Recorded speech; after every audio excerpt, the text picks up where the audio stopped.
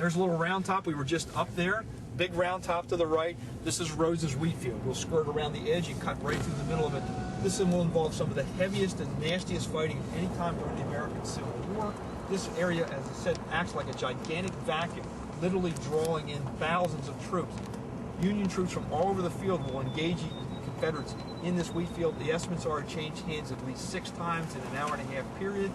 And ultimately, when the Confederates seized and controlled the Wheatfield, probably about 6:30 in the evening, there will be more than 4,000 casualties out there. It's killed, wounded, captured in that 20-acre area.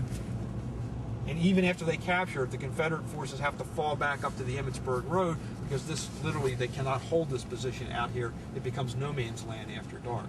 But you can see the proximity. Confederates were here, and they can certainly pick off Union soldiers within range of rifled muskets from this distance.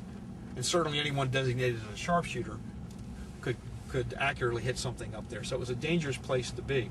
That thicket is famous because late on day 2, as the Union center has been stripped bare of troops, Winfield Scott Hancock, the Union commander, will look out there, and coming right at him will be an entire brigade of Alabama troops.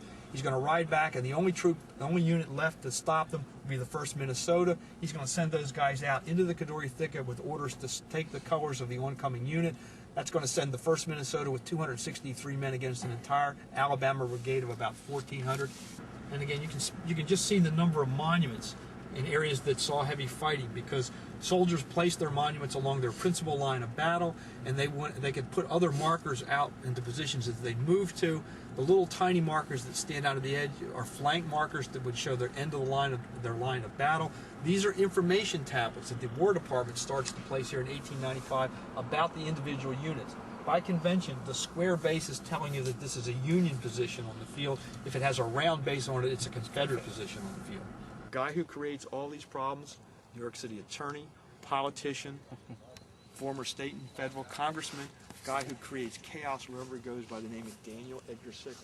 Well, he had been elected to Congress, and now he goes off to Washington, D.C., and will become the federal congressman from the city of New York, or one of them.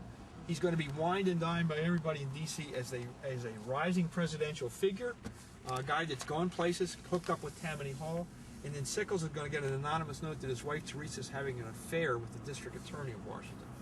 He's going to look out his front window across Lafayette Square near the White House, and there on the far corner on Sunday morning is Philip Key, the district attorney, waving a handkerchief at his front door to attract his wife's attention, so she'll meet him at a rendezvous.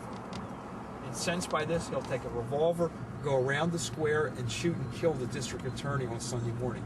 Be thrown in the D.C. jail on murder charges. He will ultimately hire an entourage of 9 attorneys to defend him on murder charges, and those attorneys, headed by Edwin Stanton, the former Attorney General of the United States, will defend Sickles on the grounds of temporary insanity, and it will be the first successful use of that defense in our history. Sickles will be acquitted of murder charges. Along comes the Civil War. His presidential aspirations are probably on the rocks, but now he can raise troops and start the Civil War as a brigadier general, rising here to Gettysburg to the ranks of major general. His first 2 years' record is a pretty good one. Here at Gettysburg, he gets in a lot of trouble for moving out and assuming that new line of battle. Here's our peach orchard again. When Mississippi troops slam headlong into Sickles' position in the peach orchard, this line begins to crumble and break, and now we've got a retreat sweeping from our left back across the East Field. As General Sickles is watching the fighting out in front of him, on horseback, Confederates break through the peach orchard. He will be on horseback where this little white marker is standing out next to the barn to the left with the diamond on it. He'll be struck by an incoming shell below the right knee and nearly lose his lower right leg. They'll put a tourniquet on his leg, take him behind the barn, carry him off the field on July 2nd, take him to a field hospital, amputate his leg or what's left of it. By the 3rd, he is being carried down to the Maryland-Pennsylvania line, and by July 5th, he will be back in Washington, D.C., recuperating in a hotel room, minus his lower right leg, explaining to President Lincoln how he was winning the Battle of Gettysburg, and this no good Union general up here by the name of Meade would have lost the battle surely if he hadn't been here to his aid. General Sickles will leave Gettysburg and take his leg with him. He'll take his lost lower limb and donate it to the Army Medical Museum in Washington, D.C., and on special occasions supposedly would go and visit his lower right leg. And if you go down to Washington, D.C. on a trip one of these days, you go out to Walter Reed Hospital in what is now known as the National Museum of Health and Medicine, his lower left or lower right leg, is, or at least the bones, are still in a glass case in the lobby of the museum. 1863, when July 2nd, as it's starting to get dark, General Meade has to make a decision. With Sickles getting into more trouble behind us, he needs troops to reinforce him. The only place that's not really seeing any fighting at this point will now become the Culps Hill area of his line of battle. The Union troops over here have done a couple of things. They've gotten permission to dig trenches on the side of Culps Hill. So there's a line of fortifications that snakes its way down the side of Culps Hill. Meade now orders brigade after brigade out of those trenches, and they start to march over towards the southern end of the field, and they'll come towards us on a dirt farm lane that's here at the time. Now what he's doing is emptying Culps Hill of all of its available troops, and we've got a Confederate general by the name of Richard Ewell who's been ordered to demonstrate and then attack against that position. Well, Ewell's is a little bit tardy in getting started. He's supposed to key that demonstration with Longstreet's attack up the Emmitsburg Road. Instead of starting at 4 p.m. in the afternoon when Longstreet finally starts going, he does not start till 6:30 over here. With that latest start, it's starting to get dark. Remember, we don't have daylight savings time in the 1860s. And so it's starting to, the sun's starting to go down. Ewell starts his demonstration, and suddenly they discover that they have virtually no opposition on Culps Hill because all the troops have left. The Confederates advance in from the east and start to seize the lower slope of Culps Hill. It has an upper and a lower summit. They take the trench line and they begin to hold it, and now they have to deal with the remaining Union troops on the top of the hill. These are men under the command of a general by the name of George Sears Green, who was the oldest Union officer here on the battlefield, or general on the battlefield. Green is the guy who's ordered the trenches dug. He's the same guy who at the last minute realizes what's happening. Being the last brigade on that hill, he gets his orders changed, and he stays on the top of the hill. Fighting after dark against Confederates that outnumber him probably 3 to 4 to 1, he holds the summit of Culps Hill and never lets the Confederate Army seize it, just like Chamberlain and Vincent's brigade hold Little Round Top and never let Confederate forces seize the left end of the Union line of battle. Culps Hill is the hill in front of us. We're going to run over there. This is the Baltimore Pike. What will make this more important is if you visualize that fishhook that we keep talking about. It's wrapped around two roads. This road, the Baltimore Pike, and the Taneytown Road that we were just on. That's important because if you think about it, on the night of July 2nd, the Confederate Army controls 8 of the 10 roads into Gettysburg. The only 2 roads that Meade controls are these 2 roads feeding into the back of his fishhook line. These are his main supply routes.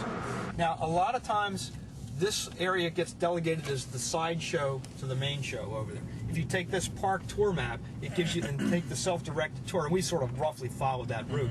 But if you take this route, this is the optional part of the tour. If you want to cut out an hour of touring, you don't have to come over here. If you were stationed over here and are involved in the fight, this is every bit as nasty and every bit as bitter as any place out here. It will involve almost as many troops for control of this hill as will be involved in the attack Pickett's charge, numerically. If you're a military historian, you think about it for a little bit and you say, well, you know what? The Confederate forces managed to seize the base of Culps Hill because there are very few troops left over here. They launched their attack at dusk against the summit of the hill, and they cannot dislodge a brigade of Union troops that are so well dug in. Those Confederates had realized that instead of trying to take the top of the hill, they just kept coming towards us and worked their way around the base of the hill. There's the Baltimore Pike right there. They could cut off Meade's main supply route. There are a lot of military historians that say Battle of Gettysburg could have been won by the South right here. Attacking after dark, they just didn't know what they had in front of them. After dusk, those Union troops that have filed away now begin to return. They're sent back over here. And as they start to file in after dark, now they're getting shot at by Confederate troops that hold the trench lines on the base of the hill. Not knowing exactly what the situation is, the officers will pull these Union troops back out to the Baltimore Pike. They'll sit out there overnight. And on the morning of July 3rd, while Robert E. Lee is thinking about what he's going to do on that last day of the battle, those Union troops will launch an offensive against the base of Culps Hill to drive Confederate forces out over here. That attack will start at 4 a.m. in the morning, and it will continue until almost 11 a.m. 7 hours of continuous sustained fighting, going from our left to our right, and finally, Confederates up here where the Boy Scouts are located in their red shirts, those Confederates will be driven out, and the Union Army will retake the base of Culps Hill. We're going to go up the lower slope, and then head up to the upper slope in front of us. Here. This is Spangler's Spring, which is probably a fitting stop. Spangler's Spring is down here where the Boy Scouts are. It's closed over now because the water's too mineralized. But this is where Union and Confederate forces supposedly got water after the fighting was over on July 2nd and before it resumed on the morning of July 3rd.